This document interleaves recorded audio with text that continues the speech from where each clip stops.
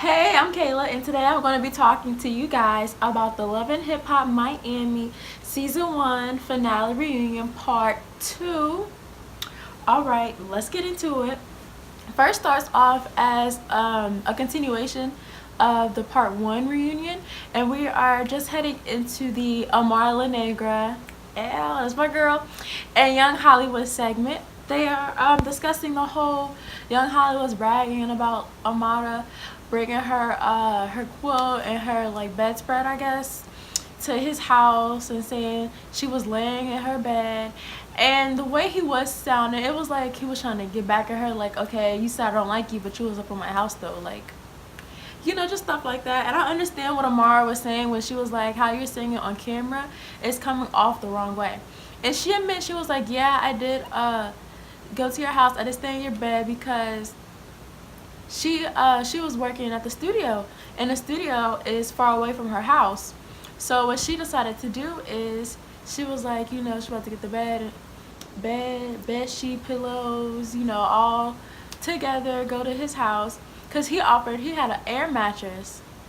And she was like, the air mattress wasn't even inflated, like, don't even have yourself up like that, little boy.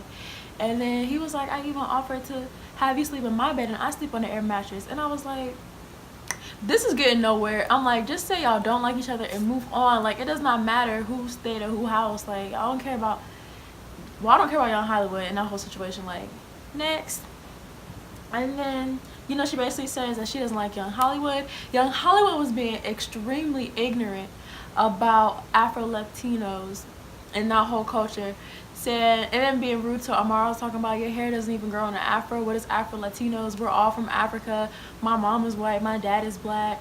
And I'm like, for him to have a black father, because I'm assuming they're black with Hispanic descent. They're white and black with Hispanic descent.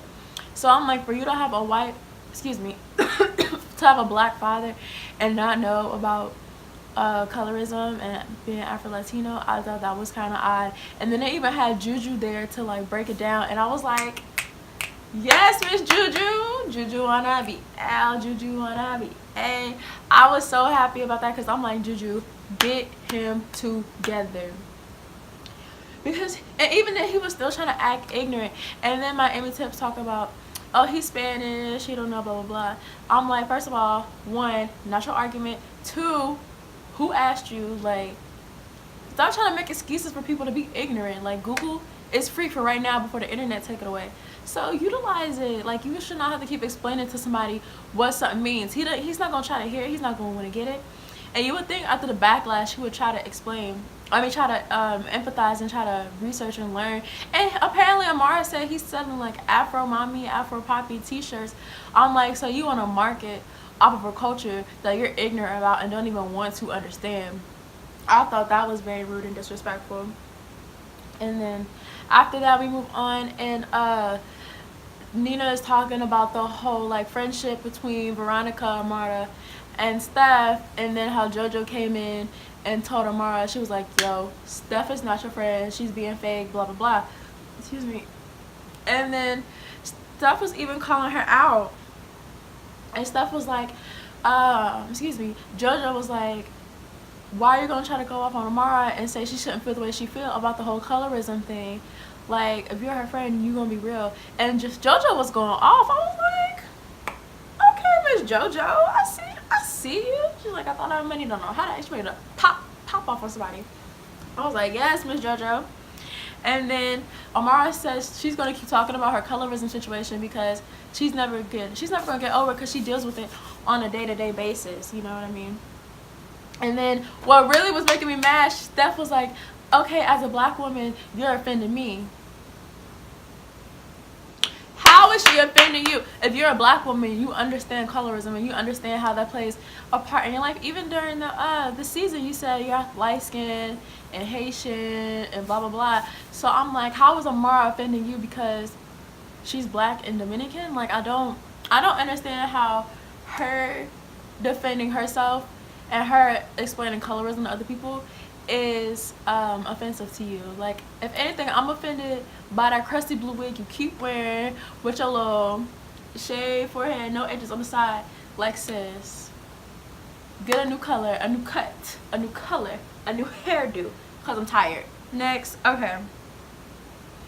And that's when we get into the Afro situation. And then Veronica with a whole ass Sally's Dollar General, Dollar Tree ponytail. Gonna talk about, if you're real, why do you need weave? If you're real, why don't you just rock the real you and not have no fake hair? Sis, she's like, if you're proud of who you are, why have? First of all, if you're proud of who you are, you will stop trying to claim something you're not, which is black. First of all. Second of all, with these dirty, I can't with Veronica because we're just gonna fast forward to it, because Veronica, Nina was like, what do you identify as? She was like, I'm black. But even the way she said it, she was like, I'm black. Like, I'm 100% black. I'm black. I was like,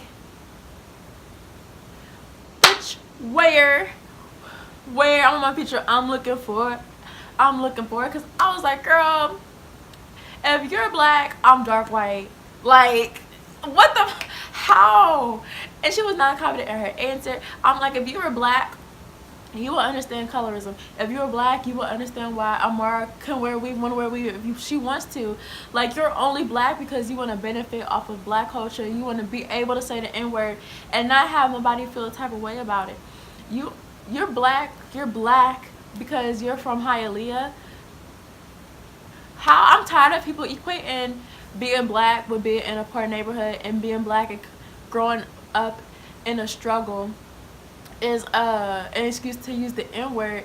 And I'm like, I don't like when people use that argument, because black people in the suburbs are still niggas. Black people, rich black people, Jay-Z, Kanye, all them still niggas. So like, for people to equate being poor and living in the hood with being a nigga, that's not what that means. There's no correlation. And then Veronica, the thing is, black people like me, black people like Amara, they can't just, oh, I'm not black today, I'm white. Oh, like yeah, okay, let's say you come from the hood, but if you're trying to get a job or something, somebody's gonna get you before they get Amara, because you are white. You are white passing if you don't identify as a white Hispanic, which you are. You can take off the hood, the Hialeah, everything with your blonde hair, beach blonde hair, and then come through and be like, okay, I want to be a white woman today, and do that. I can't do that. Amara can't do that. Juju can't do that. Nina can't do that. Trina can't do that. Nobody else can do that. And you want to sit, you need to be like Nicki Minaj, pick a side, but pick the right side, not the side you want to pick because it seems cool and it seems popping and it's lit. Because you want to be black when it comes to music, when it comes to culture, but you don't want to be black when Black Lives Matter and police brutality comes out. Okay, and what really made me upset is because nobody got into her. The closest that somebody got to her was Prince's face, which my tweet blew up. Hopefully I can be able to post it. If not, just go on my Twitter at cherrybomb_k. And with 2 eyes. And Prince was just like, during that whole segment when she was like saying the N-word and saying, she was like, even the audience was like,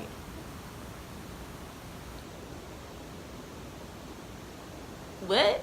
Like, I was mad that nobody really got into her. And Trina was kind of making me upset because she was using the whole, she's from Hialeah, and people saying it in their songs anyway, basically. And then even Amara was like, at first it was kind of like crossing boundaries, but then she let it go, and everybody was like, I let it go. I'm just like, y'all need to stop making excuses, because y'all be saying, okay, you're letting people be okay with saying the N-word and stuff, but then get mad when they're taking our music, our culture, everything, inviting to cookouts. Like, that was corny and whack to me. You keep, how are you gonna be boasting, talking about I'm black, it's like me as I'm black, I'm probably black, but let people discredit your blackness and call you N-words? Not me, girl. So then we get to the Prince and Michelle segment, and mostly it's just about it's not a Prince and Michelle, it's really about Prince and Gabby and Liz, which Liz is his girlfriend. Gabby was Pleasure P's ex-fiance, girlfriend, ex. And first Prince was like, no, Gabby said that she didn't know that Prince had a girlfriend, and then Prince was like, so that's how we're gonna do it? That's how we're gonna play it? And I was just like, sit down, like, stop, like, he just be hyping himself way too much, and he be extra. I'll just be like, Prince, chill out, baby, sit down, calm down, be humble, sit down. And then it was so funny because Nina was like, oh, okay, we got a little extra Candy Coated Nights clip that we didn't play during the episode, during the season. I was like, is this like a Safari and Mariah clip? What kind of clip is this? And then it's Prince and Gabby from, I believe, like the modeling photo shoot or just them hanging out. Gabby's, I think they're both in bikinis, or excuse me, swimwear. And first they're like sitting either across or next to each other. And then he was like, you're so far away, come here. And she sits on his lap. And they ended up making out. And I was like, Prince, they done caught you on the Mari backstage decoy cam. I was like, hell. They done, I'm like, y'all was set. I'm like, I don't want to say Prince was set up, but I was like, damn. I think he done said that Gabby knew you had a girlfriend. I was like, Prince.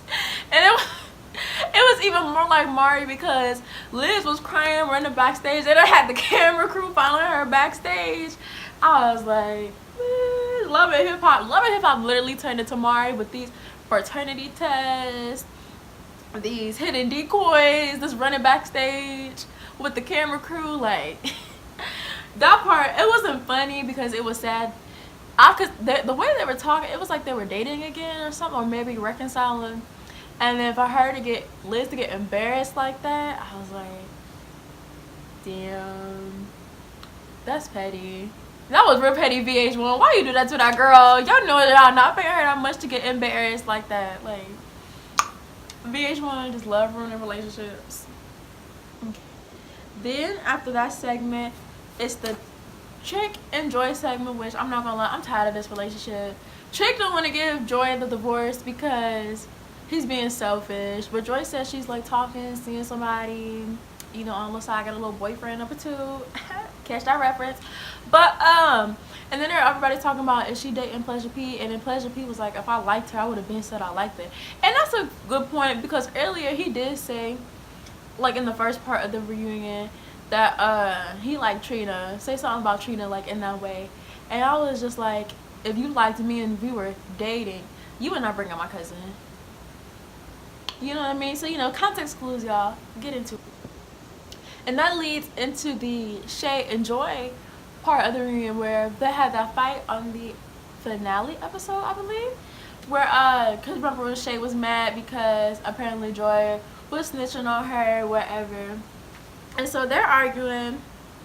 And first, because they showed the clip, and then they was asking Joy about it. And then Joy was like, I'm not going to talk about it. I'm not going to talk about it. And then Shay was like, okay, we ain't got to talk about it. Like, they was just arguing again about not talking about it. And I was like, don't talk about it. Like, it's not that big of a deal. But I mean, we're on a reunion to talk about stuff. You're on Love and Hip Hop. Whether you fight, you don't want to fight, or you upset about the fight, what did you expect at the reunion? Like, to just skip the whole part of the segment, like y'all wasn't throwing hands? Like, come on now. And then Trina had that energy because I guess Nina asked Trina how she felt about it, and Trina was like, you don't need to check no woman about no man. That's insecure type stuff. And I was like, that is true. But somebody on Twitter made a good point. They was like, Shay wasn't checking Joy about Pleasure P. She was checking Joy for running her mouth about hanging out with Scrappy and Blue Blue or whatever. And I was like, that's a good point too. But at the same time, it was like, when it's your cousin, you're not worried about facts. You just, and you, the way you seeing it is like she's with Pleasure P, that's Shay's ex. Like, she was right. My thing was, I was wishing Trina had that same energy when it came to checking Veronica about saying the N-word, which I feel like was a more deeper, serious issue culturally, I guess. But that's her, not me. Ask your man, not me. Hey, shout out to Megan Thee Stallion. And then we get to the Tip and Kiara and the gunplay part of the show. And then Nina was just asking about how she felt about Kiara, blah blah blah. And Tip was like, it was love at first sight. They don't want to say what they did when they met each other. Gunplay, he went to rehab. He's getting clean. He said when if he ever feels like relapsing, he's gonna be in the studio, just focusing, you know, on his rhymes, on his music. And him and Kiara are still together, which I thought was good. They look cute together. I'm happy for them. And then After that was the JoJo and her parents segment, I believe. And I'm not gonna lie, I didn't pay attention. My Twitter was blowing up for not one see. Ow. Ow. Don't forget to follow at cherrybound_K, 2 Y's in the watermark in the description. And I just kind of zoned out, to be honest. I just wasn't, not that I wasn't feeling it, not that I don't even dislike JoJo, honestly. I just was just like, okay, like, it's not a big a deal if I missed it. And then we got to the ending was Amara Negra's performance of Insecure, her new single. And when I tell you, I've never been like here for a Love and Hip Hop reunion performance. I'm just like, God should have been doing this during the show, no lie. I mean, I like Trina's, just for Trina.